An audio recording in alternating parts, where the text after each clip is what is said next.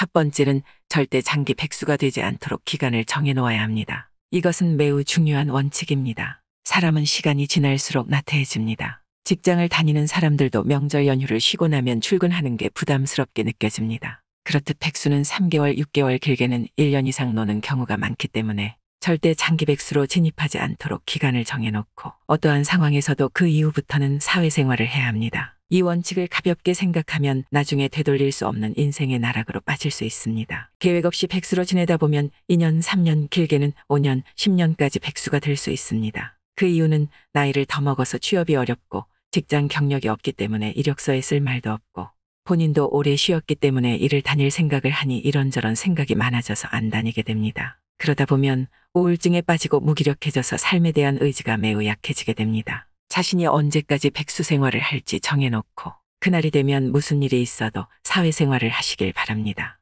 이 조언을 간과하면 몇 년 후 폐인이 된 자신의 모습을 맞이할 수 있습니다. 두 번째는 게임이나 중독성이 강한 것에 빠지면 안 됩니다. 특히 남자 백수들은 게임을 하는 경우가 많습니다.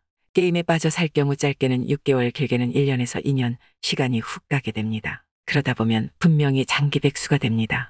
백수 생활을 하더라도 의미 없는 짓에 시간을 너무 보내면 안 됩니다. 차라리 놀더라도 책도 보고 영화도 보고 산책도 하고 여행도 다니고 그렇게 시간을 보내세요. 게임을 하더라도 가볍게 한두 시간 하면 재미없어지는 게임을 하십시오. 물론 지금 게임에 빠져 있는 사람은 이 영상도 보지 않을 것입니다. 어쩌면 이미 게임을 끊고 폐인이 된 사람들이 후회하며 볼지도 모릅니다.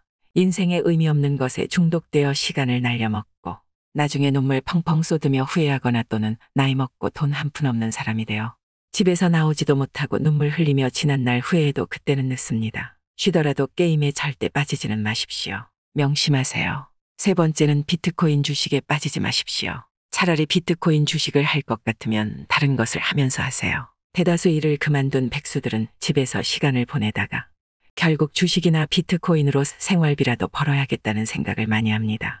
욕심 부리지 않고 원칙 지키고 하면 한 달 200에서 300만 원은 벌 수 있다는 생각을 하게 됩니다.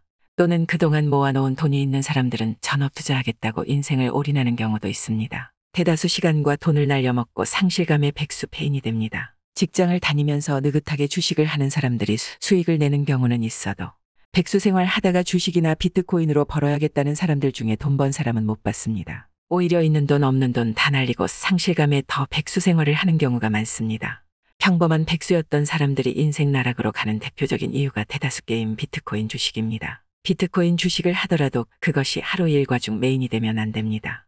나는 다르다고 생각했던 대다수 사람들이 하나같이 돈을 잃고 상실감에 일을 더 안 다니게 됩니다. 돈 잃고 인생 페인으로 접어드는 사람들이 많다는 점 기억하십시오. 이렇게 백날 얘기해도 씨알도 안 먹히겠지만요. 네 번째, 평소 체중보다 비만이 되지 않도록 운동을 다녀야 합니다. 이것도 매우 중요합니다. 보통 백수가 되면 집에만 있고 활동량이 줄어들기 때문에 살이 많이 찝니다. 물론 반대로 너무 못 먹고 신경을 많이 써서 빼빼 마르는 경우도 있는데 대다수 돼지가 됩니다. 살이 찌면 움직이기 귀찮아지고 정신이 죽습니다. 그러다 보면 더 안 씻고 더 안 움직이게 됩니다. 결국 집에 있는 시간이 더 많아지게 되고 밖에 안 나가게 됩니다. 그게 곧 백수 폐인이 되는 것입니다. 운동을 하라는 말은 건강을 위해서가 아니라 맨날 집에서 컴퓨터만 하다 보면 살찌고 몸도 무겁고 하기 때문에 만사가 다 귀찮아집니다. 그러면 당연히 무기력해지고 의욕이 없어지게 되는 것입니다. 운동을 다녀야 정신이 살기 때문에 꼭 운동하시고 체중 관리하세요. 다섯 번째,